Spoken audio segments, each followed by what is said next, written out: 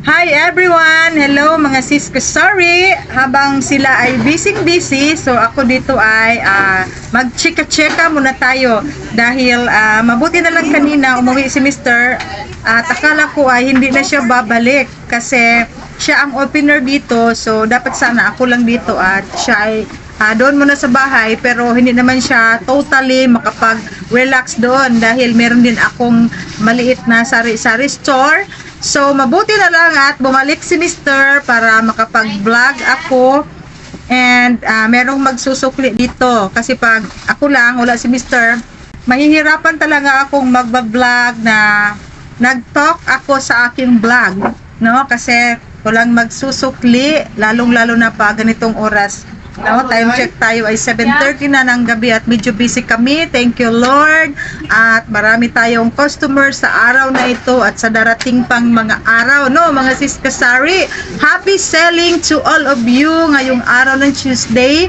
At meron lang akong i-share mga sis kasari, no, about sari-sari store and dito sa aking meat shop kung paano natin panatilihing meron tayong customer, no, how to attract more customers sa ating mga tindahan, no, gaya lang sa akin dito sa aking maliit na meat shop at sa aking maliit na sari-sari store din.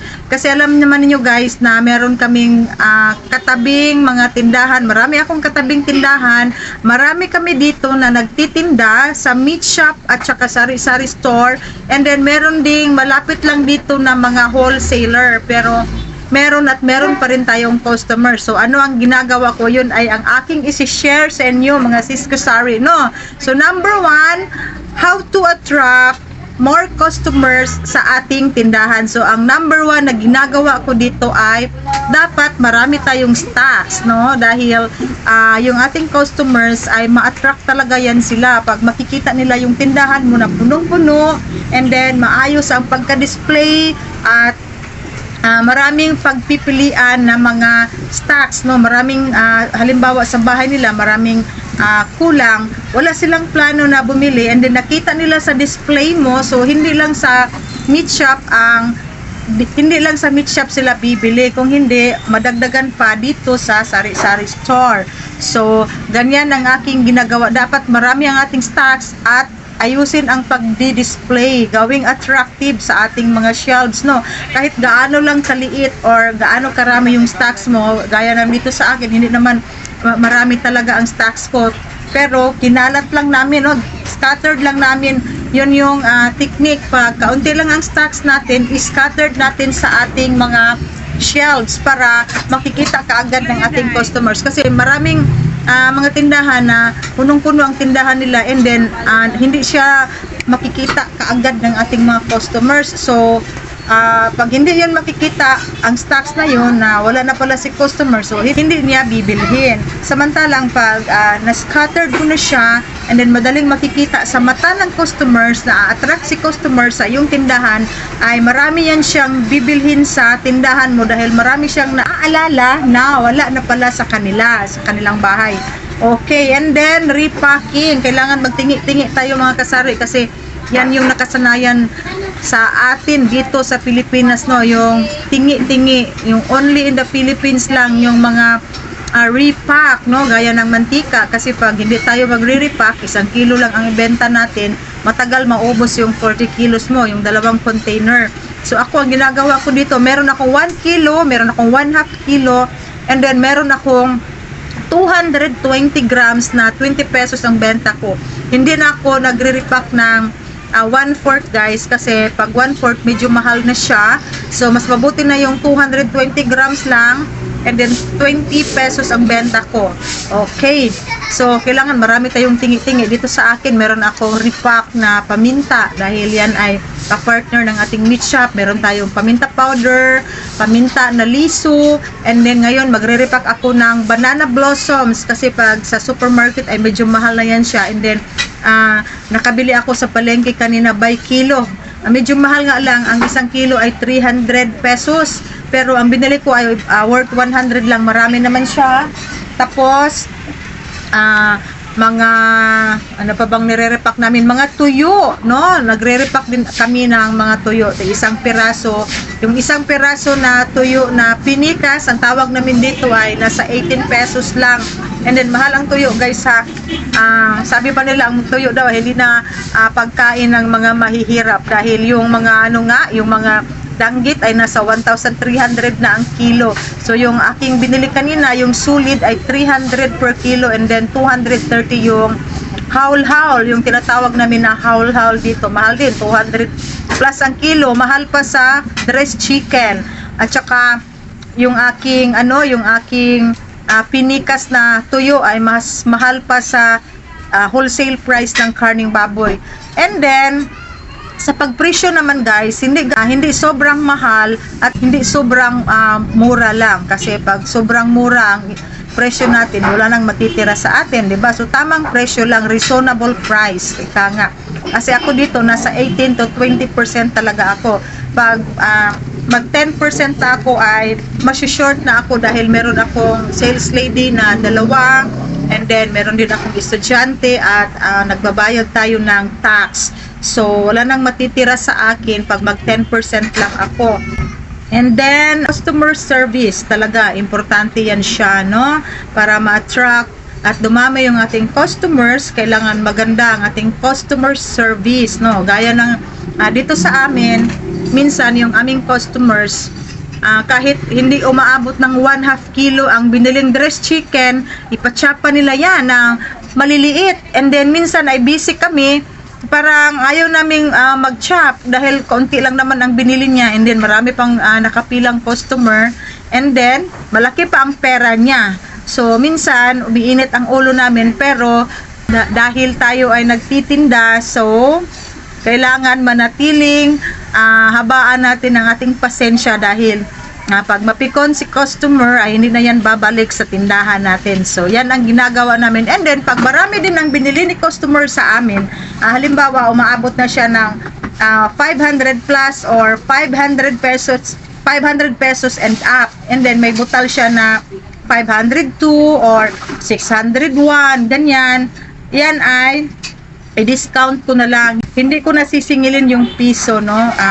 Tawad na lang yun sa kanya. So halimbawa 602, 600 na lang, and then dodoblihan pa namin ang cellophane para si customers ay babalik at babalik sa tindahan mo dahil maganda ang iyong customer service, no? Kung sa Bisaya pa, nakahangyo pa siya, and then gidoble pa nimo ang cellophane, and then gichapa nimo ang iyang gipalit. So yan ang isang sekreto na si customers ay pabalik-balik sa iyong tindahan. Yan talaga ang ginagawa namin dito sa tindahan namin, no? Minsan may customers na bibili dito ng isang slice na pork chop, and then ipa-chop pa yan, and then ang pera 1,000 pesos, 500 pesos. Yan, guys, hindi na talaga ako magsusukli niyan. Hindi na namin susuklian dahil lahat ng serbisyo binigay mo na sa kanya, no? And then ang laki-laki pa ng pera niya. So yung customer service natin, hindi naman sobrang ibibigay natin sa kanila ang favor, no? Dahil wala na sa wala na sa rule ang mga ganyang pag-uugali ng mga customers natin, no? Sa Bisaya pa, wala na mao, kay isa lang ka slice pork chop, ipachapag pino, 1,000 pa ang kwarta, no? Grabe na, hatag na nimo tanan nimong serbisyo. Kami dili pud miingon ana pud, wala na pud mi ana gyud nag-entertain. Amo lang silang balibaran og tarong na walang sukli, kasi ang laki ng pera niya, and wala pa kaming barya. So ganun ang ginagawa namin para hindi naman siya ma-hard at baka magtatampo, no? Hindi natin alam, sa susunod na mga araw ay babalik pa rin yan siya at bibili sa iyong tindahan. Okay, guys, yun lang ang aking isi-share, no? Panatilihing punong-puno ang ating tindahan, no? Scattered natin ang ating mga stocks para ma-attract ang mga mata ni customers dito sa ating tindahan. Kasi, guys, minsan yung ating customer, kagaya ng sa meat shop ko, yung iba ay bibili ng ang sadya lang ng customer ay karning baboy lang, and then wala na pala siyang garlic, sibuyas bombay o luya. So maapil na siya, no? Kasali na yan, bibili na yan dito, and then dagdagan pa niya ng silver swan na tuyo and vinegar. and then oyster sauce. So marami na siyang nakikita na bibilhin niya dito sa tindahan ko. Minsan din dagdagan ng rice, magdagdag ng mga canned goods, and then yung mga ano dito, mga saleable, mga coffee, and mga swak na beer brand, mga gata. So makikita na nila, yun pala, dagdagan ko, and then ito pa, idagdag ko. So ganyan guys, ganyan ang advantage pag marami tayong stocks, no? Kay maninda naman gito, so kailangan hanggat maaari, kumpletohin natin ang mga stocks na saleable at available palagi sa tindahan natin. Kasi sayang ang oras natin, no? Nakababad tayo ng isang buong araw dito, and then ang ating mga stocks na yung mga saleable dito na everyday hinahanap ni customer ay wala tayo. Okay, yun lang ang aking isi-share, and thank you so much. I hope na naka-inspire ako sa inyo, at sa wala pang mga sari-sari store, pwede na kayo mag-umpisa kahit kaunti lang, kahit may 10k kayo, pwede na kayo mag-umpisa, dahil ang grocery ay kaunti lang ang kapital kung tayo ay mag-umpisa sa sari-sari store at marami ng stocks ang ating mabibili. Okay, at mag-umpisa muna sa bahay para walang renta, walang expenses. Okay? And thank you so much guys for watching always my vlog, sa aking mga viewers, silent viewers, at sa mga bagong subscribers. Thank you so much talaga, and see you on my next vlog na. Bye bye. Hi everyone! Hello mga siskasari! Good morning, good afternoon ngayong araw ng Tuesday, at time check tayo ay 4:55 na ng hapon, at kami ay hindi pa nakauwi, no? Papauwi pa lang kami guys, at napaka-traffic ngayong mga ganitong oras dito sa amin sa Davao. So kami ay na-stuck sa traffic. Galing kami sa Oyanggurin, namimili kami ni Mr. ng kaunting grocery, and then 20 kilos na palm oil lang guys, kasi ang coconut oil ay 71.50 na ang wholesale price doon, and then 65.50 medyo mura ang palm oil. So yun na lang ang binili ko kanina. Tapos yan guys, medyo nabarami tayo sa pamimili at punong-puno yung ating sasakyan. Meron pa akong dyan, meron akong dalang dressed chicken, kasi galing kami sa palengke bago kami pumunta sa Oyanggurin. And then nag-pick up tayo ng worth 1,500 pesos na pork chorizo na skinless, and then worth 500 pesos na skinless din na chicken chorizo. So bali yung chorizo natin dyan, chicken and pork, ay worth 2,000 pesos. And then meron din tayong Kohako rice na yellow, pang retail natin, at pang luto namin sa bahay. Kasi guys, ang bigas, madali naman siyang mauubos, saleable naman siya, pero malaki ang kapital at kaunti lang ang ginansya natin dyan. So yan lang muna ang stocks natin, no? Konti-konti lang muna tayo. And then bumili ako ng maraming brown sugar, kasi malakas yan siya ngayong Semana Santa. Okay guys, kami ay dumating na dito sa aming meat shop, at yan sila guys, may dalawang customer sa ating meat shop, at andyan din yung aking anak. Okay.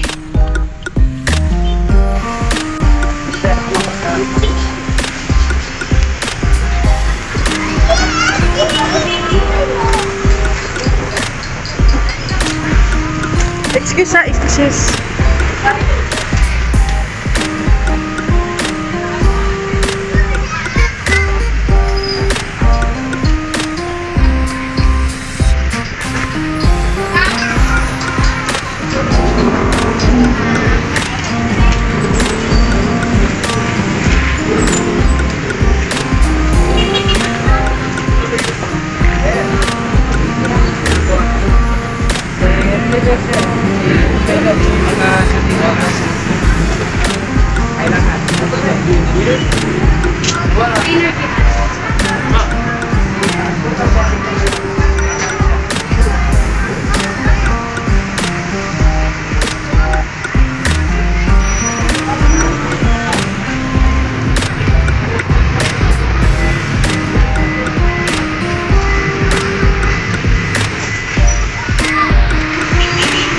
Sudan Kulay.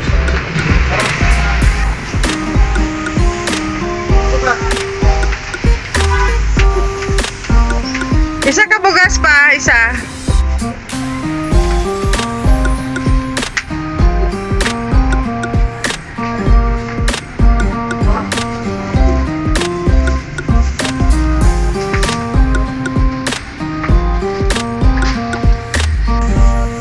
Okay, mga kasari, ako ay nandito na sa meat shop sa wakas, sa aking meat shop plus sari-sari store. At eto guys, napakasikip na ng aming lugar dito sa aking tindahan dahil itong tindahan ko ay very cute. So meron tayong mga naka-cartoon, galing yan sa Davao Dorian Traders. At meron din akong dalawang container na palm oil. Isa lang pala kasi may laman pang isa.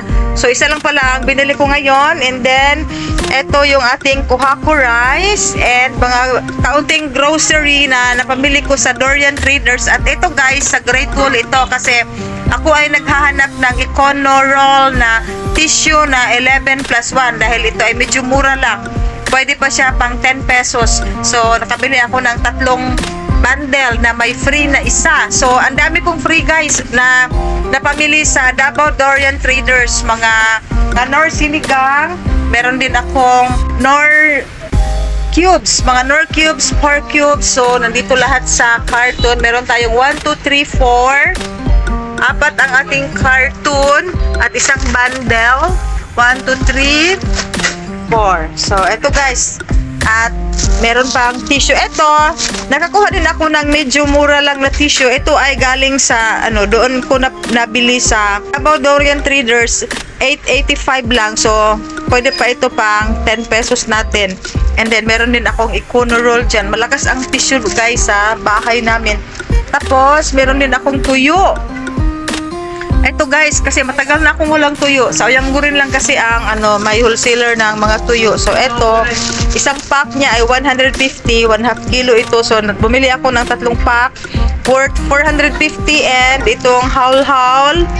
Yan, and then 3 kilos na green munggo. Meron tayong munggo dyan. And then meron din akong calculator. And eto guys, wala pala akong sandubag, mga foil at itong container na 1,000 ml ang laman dahil maraming bumibili dito guys. Yung mga dumadalaw sa City Jail, ito ang lagyan nila ng mga pang-ulam.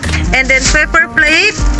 Tapos yung foil, so ito lang guys. Meron din akong 750 ml lang na disposable na plastic. And then ito yung ating sutanghon and bihon na super cute. Sutanghon ang laman niya. Tapos yung aking mga chicken and pork chorizo worth 2,000 pesos. Itong nasa cellophane. And meron din akong mga premium na dressed chicken. 152 ang kilo. Ito ay galing sa Inday and Rocky. Nagkuha lang tayo para dagdag sa ating display. And meron din tayong fresh Mickey. Ito rin mga kasari, meron tayong banana blossom. Ito ay malakas ito dito yung mga customers natin na magluluto ng adobo. Pag may bumili dyan ng karning baboy ay bibili rin sila ng ganito. And then ito ay i-repack pa namin laurel, dahon ng laurel. And dinamihan ko na guys, tag 1/2 na ang binili ko sa ating paminta powder and liso. Ito ay mahal guys dahil ito ay original. No, ito ay 200 pesos ang 1/2 kilo. So 400 ang kilo nito. Ito ay original talaga. Okay, pag kami ay magre-repack nito, lagi kaming bumabahing dahil matapang ang amoy. Okay.